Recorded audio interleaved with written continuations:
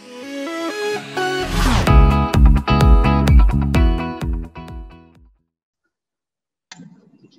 good afternoon, everyone, and good afternoon to you, Mark. It's good to see you again.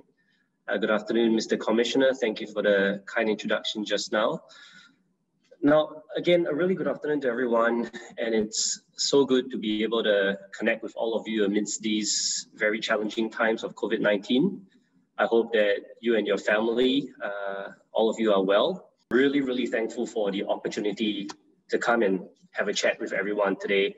And I hope that through this conversation, whatever that I'm going to share could be useful for you and your work. Now, I do want to start off by stating a disclaimer that, every country is different and the context that we operate in is very different. So whatever I'm sharing really is based on the context that I'm operating in, and that is in Singapore. And while we operate in different contexts, I certainly hope that some of these things would be useful to you. Now, sport has brought us together here today for this session. And before I start off my presentation, I just want to introduce a little bit about myself and my journey back to Singapore and being involved in sport. So as a young person and up to today, as you can see from these pictures here, sport has always been a big part of my life. And in fact, sport is what brought me to the Philippines in the first place. In 1999, I had the privilege to represent Singapore in the 7th ASEAN Schools Basketball Championships in Baguio City, the summer capital. And I still have really, really fond memories of my time in Baguio. And lo and behold, 20 years later, in 2019, sport brought me back to the Philippines again, this time in Manila for SEA Games 2019.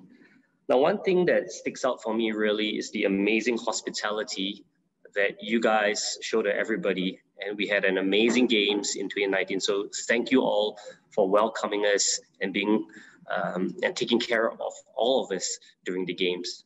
Sport pushed me to want to pursue my studies in the area. And back in the day in Singapore, there wasn't a course or a degree level course that we could sign up for if you wanted to pursue sports science and sport medicine. So that led me to go to Australia, and I went to the University of Western Australia in Perth, where I spent about 10 years from undergrad to postgrad, and then finally working in the university for a year. And finally, in 2012, I thought it was time to return back to Singapore. I felt like I learned a lot in Australia, and it was time for me to contribute back to my own country. I'm not sure whether you're familiar with Singapore, but we are known as the Little Red Dot. We're a really small country, both in terms of land size as well as population size. And when I first returned in 2012, we didn't actually have a permanent facility because at that time, the stadium was pulled down to be rebuilt, which is what is known as a sports hub now. So we were actually operating in a makeshift facility. We only moved into Sports Hub in 2014, and I'll share a little bit more about the concept of the Sports Hub in a while. From 2012 till now, I've been working the Sport Biomechanics team, and these are my lovely colleagues here that I get to work with every day. And our job really is to work with Team Singapore athletes to help them to be the best that they can be. Now, as I mentioned to you earlier, context is really important. And when I reflect on where we're at in Singapore, we're really the new kid on the block. The Australian Institute of Sport was founded in 1981. And in fact, when I went on Google, it says 1996 here, but based on the video just now, I made a quick change. The Philippine Sports Commission was established in 1990. For us, the Singapore Sport Institute falls under Sport Singapore. So Sport Singapore is the main governing body of anything related to sport in Singapore. And the Singapore Sport Institute is an arm under Sport Singapore that focuses on high performance sport. We were only founded in June 2011, and we only moved into the Sports Hub in 2014, where we had proper labs and proper facilities to start working with our athletes. So we are really quite new in this ecosystem. And again, referring back to context, this is just a snapshot of our context and just looking at our neighbors, our friends around us in terms of population size, it is very obvious straight away that Singapore is really, really small, with 5.8 people, but 3.4 million citizens only. What does that mean? With such a small population and such a small land size, we really cannot play the numbers game if we even want to be competitive in sport, or in fact in any area. Mathematically, there's no way that we can have more talented athletes than in the Philippines or than any of our neighbors here. There's no way that we can be not inclusive of talents that come through. And as such, we really cannot play the numbers game. And for us, the only way that we can be competitive is via the strength of our system. And that's something that we're very focused on, to bring stakeholders together to build a strong system. So with this context, can sports science then contribute to Singapore's high-performance sport aspirations? Can sports science contribute to helping our athletes realize their sporting aspirations? I came across this website that I find really intriguing. That's by Wayne Goldsmith. And as the title suggests, it says, "Sports science, you've still got it wrong." He listed out quite a number of points as to why sports science, we've still got it wrong. I'm not going to read all the points here, and you can read it on this slide. But as I was going through all these points, there are two themes that emerge for me. The first theme is the theme of silos. As you see, according to Wayne, sports science is mainly taught in the university and by individual faculties, and often there could be political barriers between the disciplines.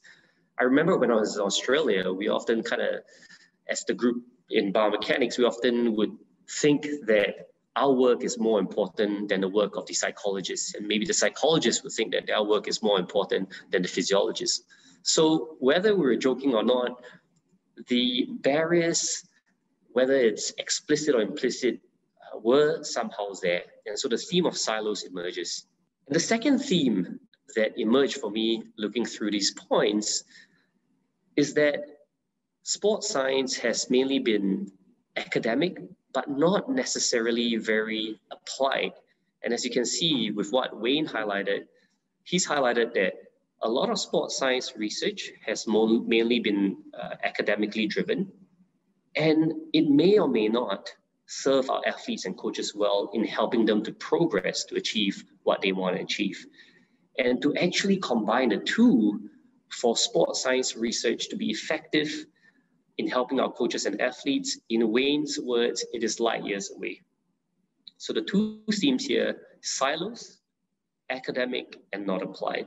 Now, for us in Singapore, as I mentioned to you, with a small population, we really cannot afford for sports science and our support to operate in silos. The only chance that we have is for integration to happen and to focus on integration, to bring all the stakeholders together to work together. We also cannot afford for the work that we perform to be academic and not applied. We need it to be academic and applied. So as I continue sharing throughout this presentation, what I'd like you to do is to anchor on these two themes of integration and academic and applied. On the theme of integration, when the sports hub was conceptualized, this is how it looks like in Singapore at the sports hub. Why is it called a hub? It's called a hub because the aspiration is to bring everyone together to live better through sport. That means our high-performance athlete, that means members of the public, that means our national sporting associations, that means businesses. While a disadvantage in Singapore is our small land size, that also provides an advantage in terms of centralizing things, because in countries where you've got a huge geographical size, sometimes it's quite hard to bring all the different parties together. So during the planning phases, Sports Singapore, we actively engage with our various national sporting associations to encourage them to move their offices to the sports hub vicinity. Why that's important? It allows us to interact more readily. It allows us to communicate more readily. It allows us to meet more readily, learn from one another more readily, and hopefully improve the quality of relationships so that we can all come together. So at a macro level, this is our first example of integrating hardware and facility. Basically, this forms the team that serves the athlete, with the athlete being at the center. And in this entirety, this forms the functional sport program. So this is the approach that we take in working with all our left athletes in the sport that we support. Now, the value of such an approach is that we can then avoid working in silos, because when we get together, it's no longer about what I want to do as a biomechanist or what my dietitian wants to do, because this has to be about what should we be doing at the right time with the right effort so that we can get maximal returns from training every day for our athlete. And of course, with the coach involved in the conversation, we can then prioritize accordingly to see what is the most important thing to do at the right time with the right kind of expertise. And then I want to drill down even smaller. We're currently embarking on an effort to integrate within personnel, no longer just between personnel, but within personnel. Now, with the current environment that we operate in with COVID-19, where traveling is a challenge, where gathering in large groups is a challenge, the previous model of getting our dietitian and our biomechanists and our psychologists to travel with athletes and teams could be a concept of the past, because traveling is going to be very challenging. And as such, amongst the team leads across the different sports science disciplines, we've agreed that it doesn't matter whether you're a psychologist or a biomechanist or a strength conditioning coach, there are some key skill sets that everyone needs to have so that we can serve our athletes effectively on the ground. Doesn't matter what discipline you're from, we need to be able to identify what good or bad mental health looks like so that we can flag mental health issues more readily and more quickly for faster intervention if need be. We must know how to use nutrition to help our athletes recover. Well, sometimes we might not have the luxury of a strength conditioning coach being around when we are traveling with our athletes to an overseas competition or an overseas training camp. So all of us need to understand basic strength conditioning principles. How do we help our athletes to warm up? How do we spot them during their S&C sessions? You don't need to be a biomechanist, but our scientists need to be able to at least pick up a camera, film, and do basic performance analysis to provide statistical data to our coaches. And in physiology, all of us need to be able to understand heart rate measurements and how to take lactate so that we can understand how our athletes are responding or not responding to training, especially when they're at an overseas training camp. However, all these integration would be useless if we cannot come up with sound and rigorous training programs, and if we're not able to help our coaches see the applied value of what we do, because at the end of the day, the coaches are the ones interfacing the most with the athletes. Of course, the opposite would be true, where all these would be really useful if we are able to work with our coaches to come up with high quality training programs that are scientifically rigorous and also gain acceptance of the programs and recommendations which are with our coaches and athletes. If you think about a coach is often like a lion, right? Very knowledgeable, very experienced, probably a very high level athlete back in the day, the king of the jungle. An athlete is like a cheetah, right? Very fast, very nimble, very agile, very athletic. Where does that place the support personnel, such as a sports scientist? And sometimes we joke that the scientist is often a little bit like a monkey. The monkey has always been associated with as an animal that's quite good at observing, maybe quite intelligent. But how does a monkey try and inform the coach and the athlete how to go about their business?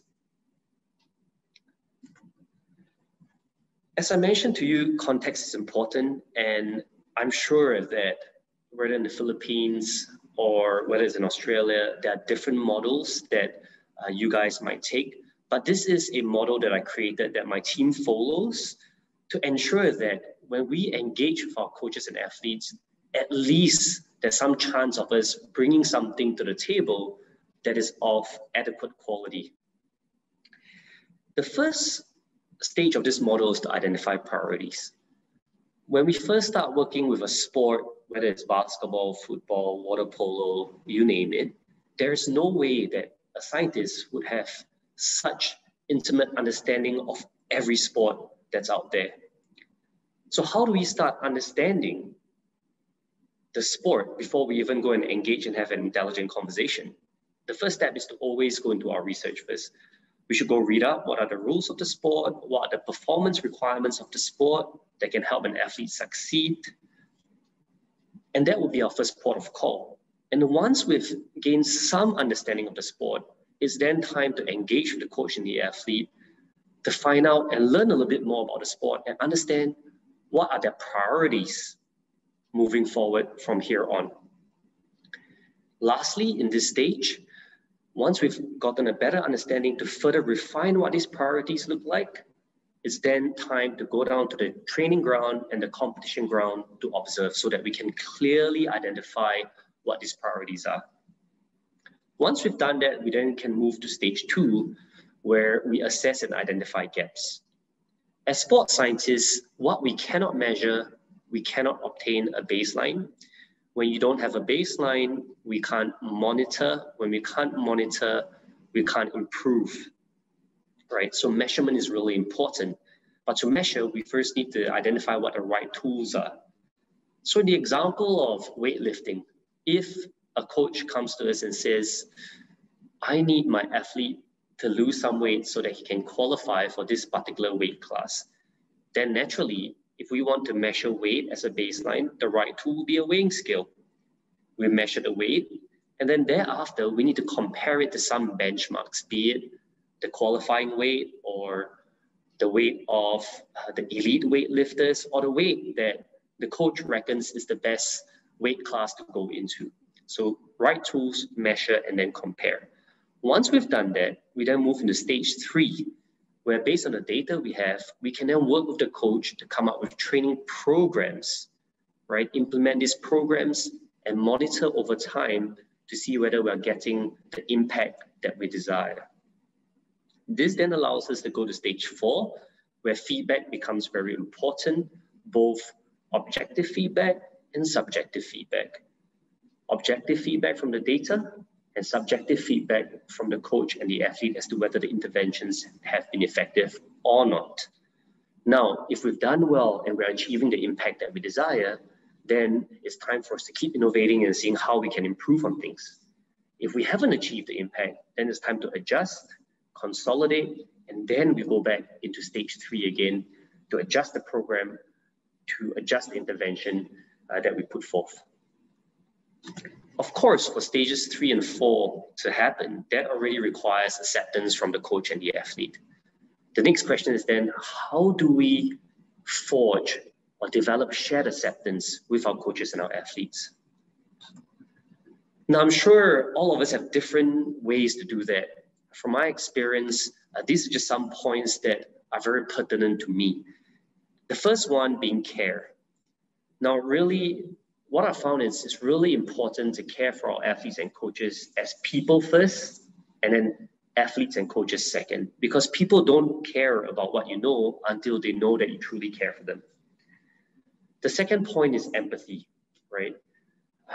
Often, when I recall being a young scientist and having learned so much from Australia, right? And my first assignment to work with water polo, I had a chance, and what I wanted to do was really try and share all the knowledge that I have to see how I can help. Over the years, I've learned that that is not necessarily the smartest thing to do, because instead of going into that conversation with what I want to do, it's always important to listen and hear from our coaches and athletes first, to hear the challenges they're going through and what is it that they want. so that we can then work together. So empathy and listening is really, really important. Adopting the language is important, right? So in kayaking, our coach uses the language of catching, exiting, catch distance. When we're able to speak in their language, then it helps with the shared acceptance. Spending time on training ground has always been important. No matter how long we've been in this business, coaches always want us to be on training ground. As you can see over here, this is me embarrassing myself trying to sit in the K1. And the coach said, there's no way you'll be able to balance the very first time you sit in. And true enough, I was not even able to let my hand leave the pontoon. This session was, however, important in developing the relationship between me and the kayaking coach when we first started working together. This session also allowed me to learn about the demands of the sport, which then helped me to subsequently frame the interventions and recommendations that I made to the coach thereafter. Maintaining credibility is really important, so we always need to deliver what's been promised. So always under-promise and over-deliver. Working with coaches as well, I've gotten feedback sometimes that when sports scientists work with coaches, we do all this data collection and we basically give the data to the coach. Now, what the coach, some of them at least, were expecting is that, okay, what do we do with the data? So once we've gained some experience, once the coach has accepted us into the program, then the next step really is for us to then be able to make appropriate recommendations so that the coach can improve on the training program for the athlete. To really capture this on pen and paper via a longer term periodized plan. This periodized plan can last between 2 to 4 years or even 1 to 4 years, depending on what we're working toward. If it is an Olympic or an Asian Games cycle, then it's important for us to look ahead and ask ourselves, what are our aspirations? What is our vision? What do we want to achieve in 4 years' time? And then we work backwards and say, what do we have to do across time to ensure that our athletes are gaining the maximal returns of investments every step of the way? If it's a 1-year program to a World Championships, then the program can be 1 year. Now, while you may not be able to see clearly the words on this periodized program, what's here is a clear vision statement of where we want to go collectively as a functional sport program. Then across time, the coach lists down what are the things that he or she wants to focus on as we move forward. Then the various sports science disciplines would look at the program and ask ourselves, what is the right thing to do at the right time with the right effort? We put it down on this calendar, on this plan, and we commit to it to deliver it at that point in time. So a successful meeting every time is when we get together, we pull up this plan and we see where are we at now and do we need to adjust, where are we moving toward. Such a program, such a plan also allows for mutual accountability, where once we've put these things down on pen and paper, then the coach must be able to hold us accountable to say that, look, you've promised to deliver this, where is this now? And likewise, if the coach has agreed for time to be made in the training program for us to do what we need to do, then we're able to pull this plan up and have this discussion. And we need to establish what are the performance requirements that will contribute to success in that sport. And in this particular case, it's in archery. So some of the studies that we looked at, and there are lots of studies out there. For example, in this case here, in this study by this Korean group, and Korea is really, really strong in archery, they've emphasized that lower and upper body resistance training is really important. Shoulder balance is important, so maintaining alignment is important. Being able to maintain pressure is important. Being confident and being able to concentrate is important in archery. In this study here, it also... Thank you, Marcus, for that very insightful lecture on how Singapore Sports Institute supports their athletes. So there's a few things that I would just to share that Dr. Lee has shared. He started off with a quote from Wayne Goldberg, says, sports science has to be focused on integration. It has to be academic and applied. His driving point was integration of offices, personnel, experts' skill. Integration is important if it is of high quality training programs and if it is accepted by coach and athletes. And Dr. Marcos also showed us the Q times A equals E, or quality times acceptance equals effectiveness. So for acceptance, he gave us a few pointers that we should have care, we should empathize, we should spend time with training on the ground, we should deliver, under promise and over deliver, and it should be recommend the right things to the coaches and athletes. And he also he also said that we should do the right thing at the right time with the right effort. And Dr. Lee gave us a rundown also on how they support Shahida when they assess the athlete's background or sporting background, study the performance requirement of that specific sport, develop a guiding questions, and how they went through with their training from SNC to sports physiology to biomechanics to sports psychology to sports nutrition, and really showing us that sports science has to be seamlessly integrated into the athletes.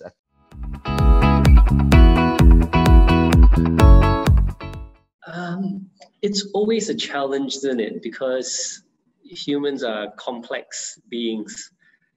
What I found was really useful for me, at least, is firstly to understand cultural differences, because we have coaches from different parts of the world. We've got coaches from Australia, we've got coaches from Hungary, we've got coaches from China, and they all come from a different background. They've got different practices.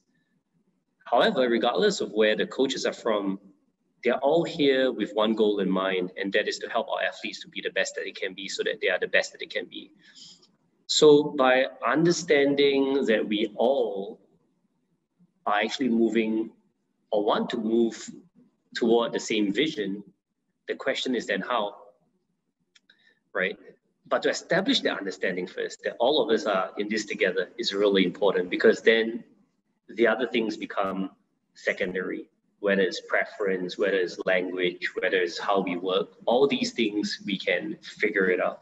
So having a clear vision first, caring, alignment, and thereafter figure things out.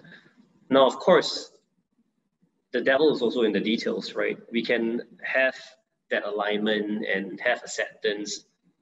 Then what after? There were a couple of coaches at the start where no matter how we engaged, how we wanted the support, they weren't so interested. Then one of the approach really is, okay, maybe this is just not the right time. There are a lot of other priorities, right? But how can I find ways to expose the work that we do with some of the other athletes, and perhaps in the same sport but a different discipline, so that the coach can see what we're doing? And that actually happened with one of our shooting disciplines, where a particular coach wasn't so keen, and then we said, okay, we understand you need your time and space. We started working with another weapon group, and after observing for a while, he then came and said, okay, why don't we try this? So alignment, having a shared vision, and then finding different strategies to get there.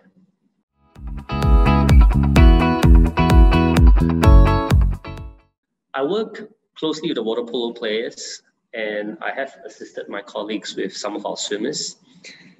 Now, biomechanics is an interesting field because I've always found it very difficult to explain to people what we do. In fact, in Singapore, many people say, are you a biologist? Are you a biochemist?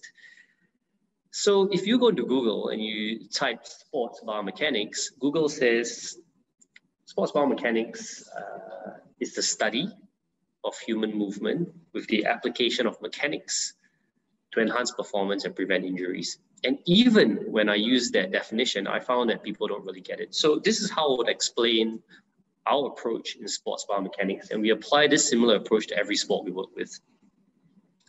What is sport? Sport is played by humans on Earth, and we cannot escape from gravity. So at this very point in time, while I'm not in the same physical vicinity as you, gravity bonds all of us. So in biomechanics, sport requires humans to move your musculoskeletal structure with the appropriate strength to satisfy the skill requirements dictated by the sport. Structure, strength, and skill. So with open swimming or whatever sport that I work with, I first have to understand how the body moves in that space. I know that in swimming, somebody's lying prone. I know that there must be shoulder extensions, abductions, rotations. I know that there must be trunk rotation. So the first thing first is we need to do some basic assessments of the range of motion of the body. Structure. Because we don't really need to go to the next step of looking at strength if, for example, a swimmer can't lift their arms above their heads by a certain amount. Sounds basic, but it's important. Once we've cleared that the individual is able to move their bodies through range that is required by the skill of the sport, it's then the strength. And we know, we recently published a paper that in swimming, there's a direct relationship between isokinetic, concentric, shoulder internal rotation strength to thrust production in the water. So I know that the shoulder internal rotators are important. I need to strengthen that. I know that kicking is important. I need to strengthen that, right? So we can measure a baseline, and that information can be fed to the strength conditioning coach to work on those things. In swimming also, it's been interesting. Most recent, in recent times, two strokes have been identified: a symmetrical stroke and a gallop stroke. So symmetrical stroke means, every stroke, the left and the right is in symmetry. A gallop stroke is one way, it goes hard, and then the other one just kind of, goes in a little bit slower and a little bit differently. Till today, there's no definitive evidence to suggest whether a gallop stroke is better or a symmetrical stroke is better. But what we do know from literature is that a gallop stroke is more associated with the high-level performers in longer distance events, and a symmetrical stroke is more associated with the high performance in sprint events. So in open water swimming, I would imagine perhaps you would see more of a gallop stroke, depending on how the swimmer swims. So once we've identified the strength factors, the next thing is then skill. I'm not a swimming coach, and so that for the swimming coaches, you have to be creative as to what sort of drills would guide your athlete to improve in terms of their technique, in terms of their streamlining.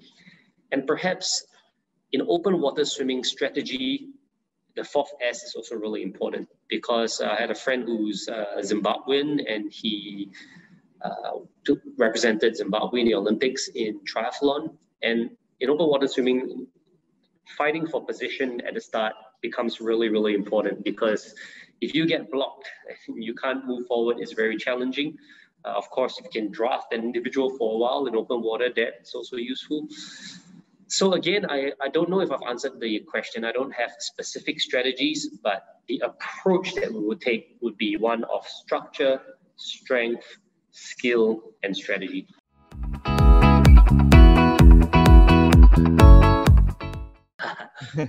Thank you for that question. I really appreciate it.